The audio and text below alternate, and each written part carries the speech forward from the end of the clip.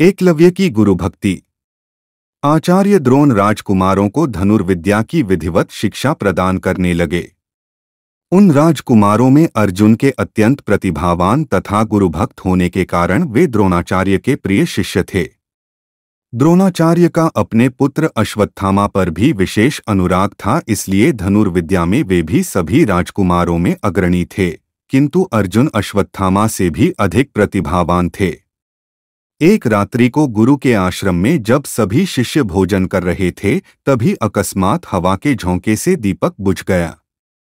अर्जुन ने देखा अंधकार हो जाने पर भी भोजन के कौर को हाथ मुंह तक ले जाता है। इस घटना से उन्हें यह समझ में आया कि निशाना लगाने के लिए प्रकाश से अधिक अभ्यास की आवश्यकता है, और वे रात्रि के अंधकार में निशाना लगाने का अभ्यास करना आरंभ कर दिया। गुरु द्रोण उनके इस प्रकार के अभ्यास से अत्यंत प्रसन्न हुए।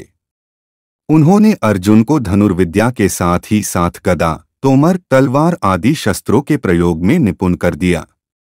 उन्हीं दिनों हिरण्यधनु नामक निषाद का पुत्र एकलव्य भी धनुर्विद्या सीखने के उद्देश्य से द्रोणाचार्य के आश्रम में आया, किंतु निम्न वर्ण का होने के कारण द्रोणाचार्य ने उसे अपना शिष्य बनाना स्वीकार नहीं किया। निराश होकर एकलव्य वन में चला गया। उसने द्रोणाचार्य की एक मूर्ति बनाई और उस मूर्ति को गुरु मानकर धनुर्विद्या का अभ्यास करने लगा। एकाग्रचित्त से साधना करते हुए अल्पकाल में ही वह धनुर्विद्या में अत्यंत निपुण हो गया। एक दिन सारे राजकुमार गुरु द्रोण के साथ आखेट के लिए उसी वन में गए, जहां पर एकलव्य आश्रम बनाकर धनुर्विद्या का अभ्यास कर रहा था। राजकुमारों का कुत्ता भटककर एकलव्य के आश्रम में जा पहुंचा। एकलव्य को देखकर वह भौंकने लगा। इससे क्रोधित होकर एकलव्य ने उस कुत्ते अपना बाण चलाकर उसके मुंह को बाणों से भर दिया। एकलव्य ने इस कौशल से बाण चलाए थे कि कुत्ते को किसी प्रकार की चोट नहीं लगी, किंतु बाणों से बिंध जाने के कारण उसका भौंकना बंद हो गया। कुत्ते के लौटने पर जब अर्जुन ने धनुर्विद्या के उस कौशल को देखा तो वे द्रोणाचार्य से बोले, हे गुरुदेव, इस कुत्ते के मुंह में जिस कौशल से बाण चलाए गए हैं, उससे तो प्रतीत होता है कि यहाँ पर कोई मुझसे भी बड़ा धनुर्धर रहता है। अपने सभी शिष्यों को लेकर द्रोणाचार्य एकलव्य के पास पहुंचे और पूछे, हे वत्स, क्या ये बाण तुम ही ने चलाए हैं? एकलव्य के स्वीकार करने पर उन्होंने पुनः प्रश्न किया, तुम्हें धनुर्विद्या की शिक्षा देने वाले कौन हैं?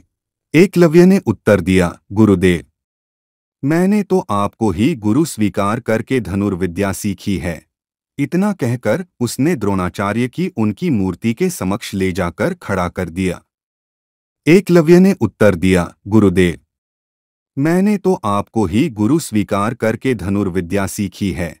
इतना कहकर उसने द्रोणाचार्य की उनकी मूर्ति के समक्ष ले जाकर खड़ा कर दिया। द्रोणाचार्य नहीं चाहते थे कि कोई अर्जुन से बड़ा धनुर्धारी बन पाए। वे एकलव्य से बोले, यदि मैं तुम्हारा गुरु हूं तो तुम्हें मुझको गुरुदक्षिणा देनी होगी। एकलव्य बोला, गुरुदेव, गुरुदक्षिणा के रूप में आप जो भी मांगेंगे मैं देने के लिए तैयार हूं। इस पर द्रोणाचार्य ने एकलव्य से गुरुदक्षिणा के रूप में उसके दाहिने हाथ के अंगूठे की मांग की।